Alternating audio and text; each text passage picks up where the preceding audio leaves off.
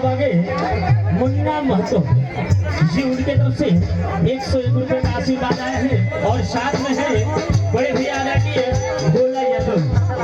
क्या बात है भोला भैया, घबराइए नहीं, दोबारा देखेंगे।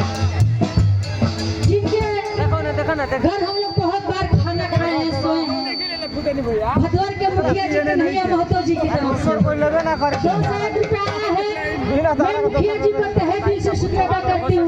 सब वाला जी नाश्ता पानी की व्यवस्था रखे रहो। बाहर जाए के बाद मुखिया जी के लिए आप कुछ सुना दीजिए, कह दीजिए।